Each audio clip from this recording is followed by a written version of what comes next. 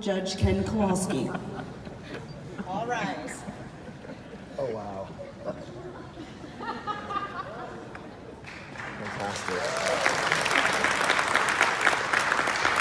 Thanks, Bill.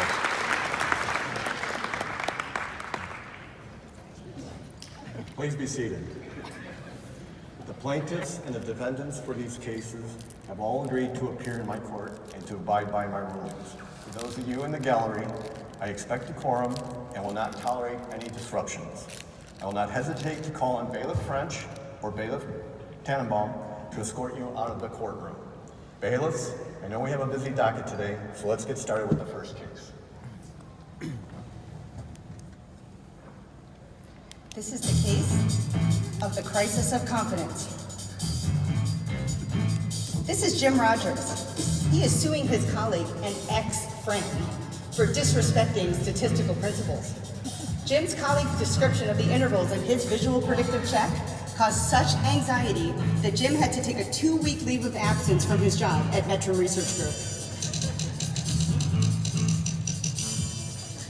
This is Eric Jordie. He has several aliases, including Bob Ross and Wicked Lobstometrician. His reckless indifference to the proper use of the term confidence interval caused pain and suffering for his once friend and current colleague, Jim Rogers. Eric refuses to listen to reason, and for that, Jim is taking him to a court of law. He is accused of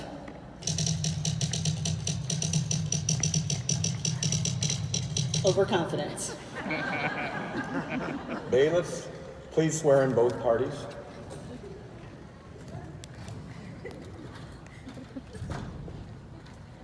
Jim, please place your hand on Casella and Berger statistical inference. Raise your right hand. Eric, please place your left hand on Roland and Tozer. I can only do equinase book. Please place your hand on Keith Benet's book. Do you promise to tell the truth, the whole truth, and nothing but the truth? I do. Yeah. Let's do this. Judge Kowalski, parties have been sworn in. Thank you. Dr. Rogers, would you please present your case? Oh, all right. Look, thank you, Your Honor. So the thing is, this guy here, Eric Jordie, I work with him, and he gives me this report, okay? He says, can you read my report, review my report? You're a statistician. Okay, fine, I'll help you out. I'll review your report, right? So, if you wouldn't mind, Your Honor, I got Exhibit A there. Wait. Objection. You know. Order in the court. You know that's not overconfidence, as we're always right, Jim. You know Hang it's down. right. Pipe down, both of you.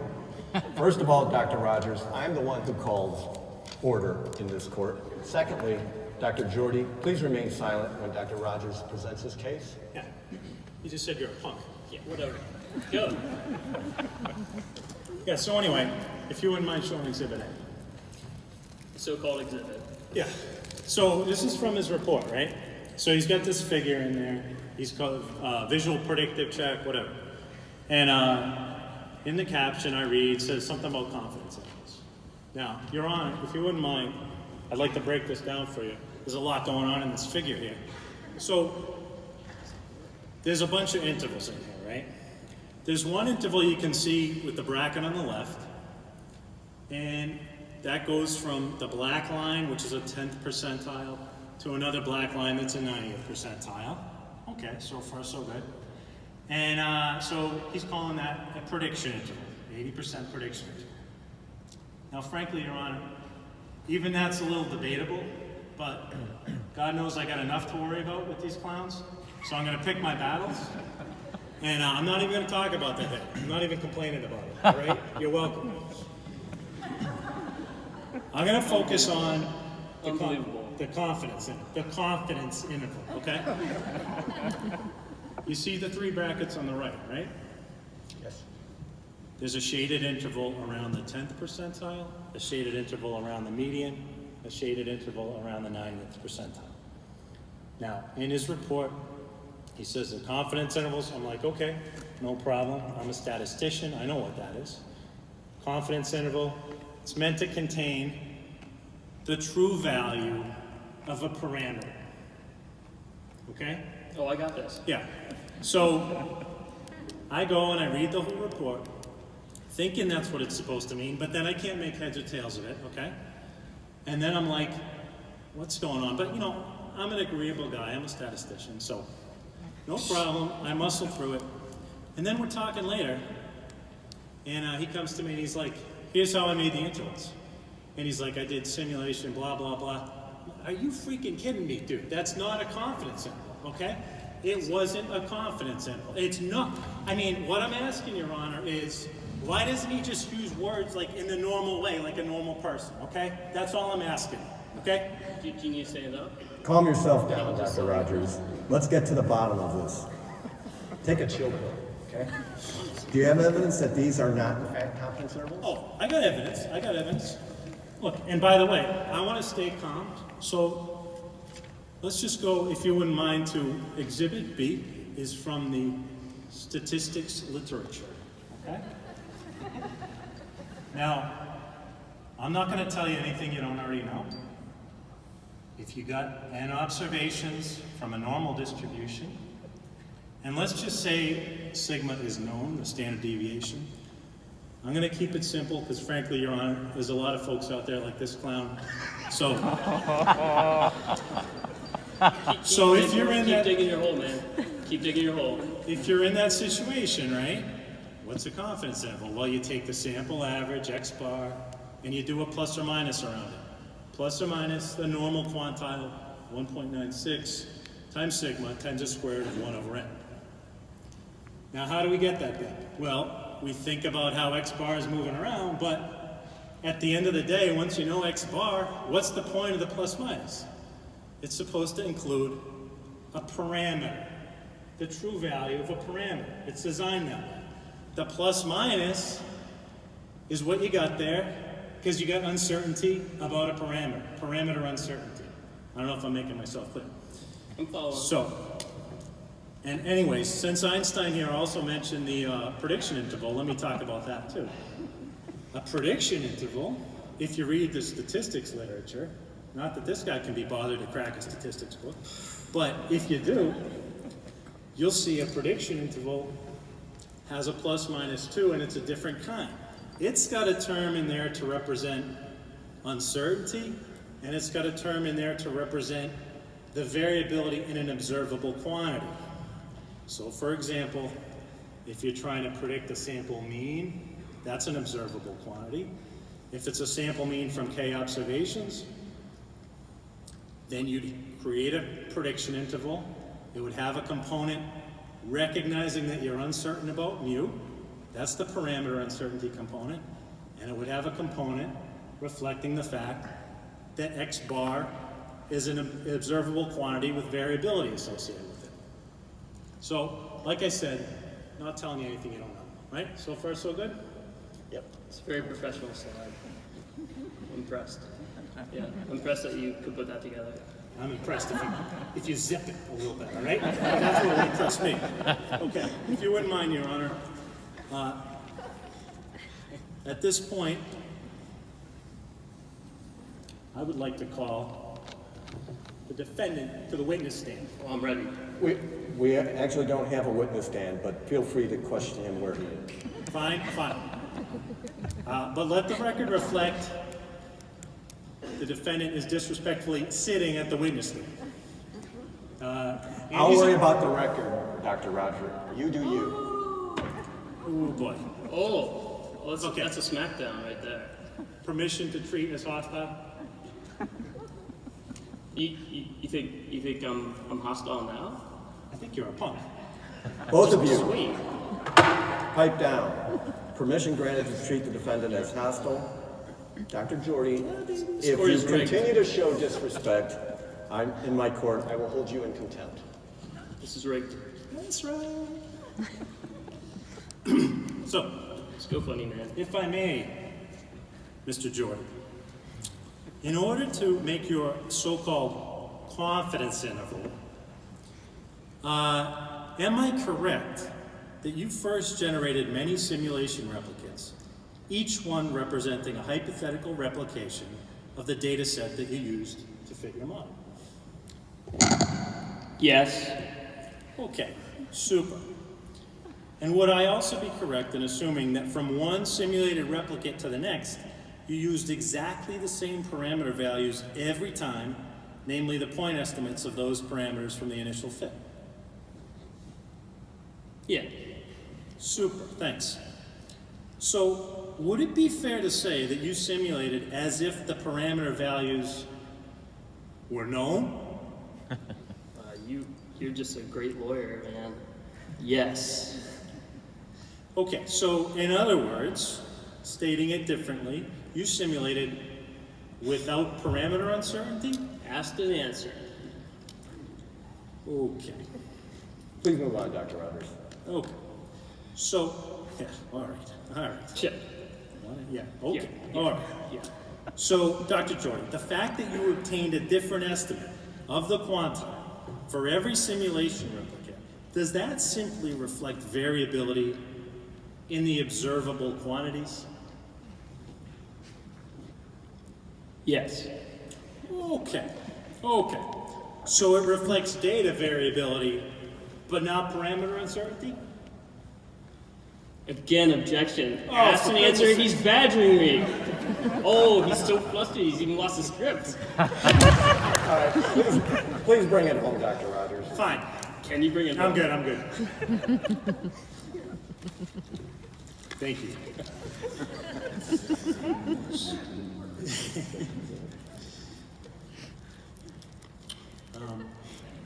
Next slide, Your Honor. So, look, you heard it from the horse's mouth here, okay? Whatever he did, if anything, it's like that 1 over k term there, okay? He simulated again and again.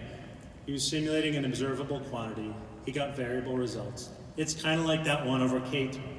But there is nothing that he did that is analogous to the 1 over n term. There's nothing in his simulations that reflects parameter uncertainty. So, Your Honor, I hope you can see why I'm confused. I hope you can see why I couldn't read that knucklehead's report. And I'd like you to do something about it. Thank you.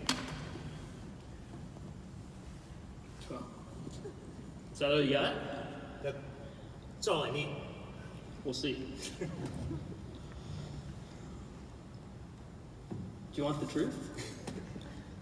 Dude, I have the truth. Do you think you can handle the truth? I can handle the truth. Can you handle the truth, Jim? I can handle the truth. I don't think you can handle the truth. Fine, give me the truth. Give me the truth. Let's bring it. All right. Let's go. So the truth. You know, the truth is, Jim, Yeah? What's the truth? Yeah? in there. I miss you. I miss our like statistical conversations. I miss hearing You guys are going talking. way off script here. It's better than the script. I miss hearing about p-values. You know, at the end of the day, I miss your passion, man.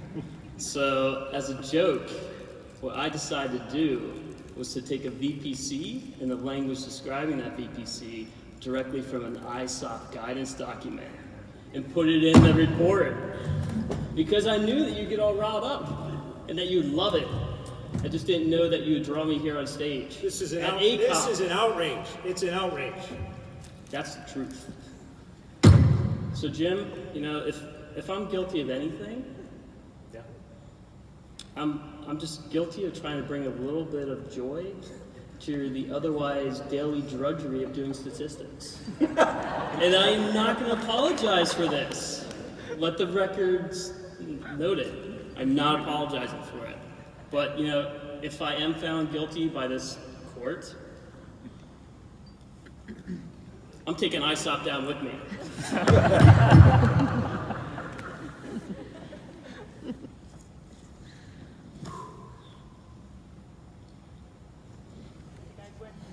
You guys went so way off script, we're not going to have time for the audience participation part, so we're moving on. Judge Kim, what is your ruling? Before I make a ruling, I will present my thoughts on this case, including some basic definitions and distinctions between confidence intervals and prediction intervals. So to begin with some basic terminology. A population is the entire collection of experimental units.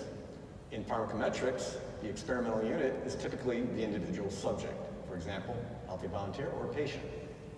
A sample is a subset of those experimental units from the population, and the sample should be random for proper statistical inference. A parameter is a fixed number that represents some distributional characteristic of the population, for example, the population mean, or a population percentile, such as the median, the 10th, and the 90th percentiles that we often use in our VPC plots. And a statistic is an estimate of the parameter from a random sample. A statistic is a random variable, for example, a sample percentile, that varies from sample to sample, i.e. it has sampling variation. Now in terms of confidence or statistical intervals, a confidence interval is used to make inference about a parameter, for example, a population mean or a percentile, population percentile, and it reflects the uncertainty in the parameter. On the other hand, a prediction interval is used to make inference about a future value of a statistic, for example, a sample mean or sample percentile, and it reflects uncertainty in both the parameter as well as the sampling variation for the statistic. Note, statistical intervals make inference about repeated experiments used to quantify the uncertainty in the estimate of the population parameter in the case of a confidence interval, or a future value of a sample statistic in the case of a prediction interval. Now, parameter uncertainty can be thought of as the trial-to-trial variation in the parameter estimates. If we were to fit the same model to different sets of trial data based on the same trial design, we would get different estimates of the parameters for each trial. Note, to make proper inference for repeated experiments or trials, the statistical intervals must also reflect parameter uncertainty, i.e. the trial-to-trial variation. Now, in order to estimate or to quantify a confidence interval, the law of large numbers is needed. As the sample size n increases towards infinity, the sample statistic will converge to its corresponding population parameter. So for example, as n goes to infinity, the sample mean, x bar, converges to its population mean, mu. Now, if we want to conduct stochastic simulations to predict parameters and statistics, let's look at a couple of hypothetical cases. Suppose we simulate responses for, say, n equal to 100 subjects for each of cap k equal to 1,000 simulated trials from the final model parameter estimates. For each trial, we calculate the sample mean or median across the 100 simulated subjects for each trial, and the sample mean or median would vary from trial to trial, reflecting that sampling variation. Now let's contrast that to a different situation. Now suppose we simulate responses for not 100 subjects, but say 10,000 subjects for each of the K 1,000 simulated trials from the final model parameter estimates. For each trial, we calculate the sample mean or median across the n equal to 10,000 subjects. And for each trial, the sample mean or median should converge to the same value, i.e. the population parameter, assuming n equal to 10,000 subjects is sufficient for the law of large numbers to hold. So as long as those final model parameter estimates are used for every trial, they essentially are going to converge, and you do a large sample size, they are all going to converge to the same number, the parameter. Now, with regards to stochastic simulations for VPCs, stochastic simulations use the observed sample sizes in the data set used to develop the model. These observed sample sizes are typically too small for the statistic to converge to the population parameter.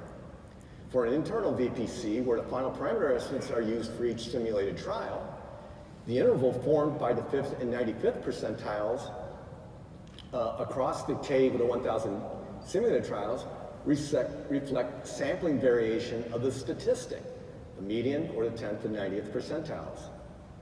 Note the resulting interval cannot be a confidence interval since it reflects sampling variation, but not parameter uncertainty, since it uses the same parameter estimates for each simulated trial.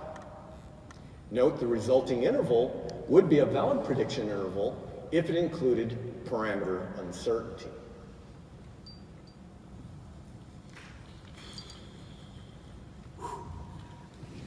Who do you think's got this?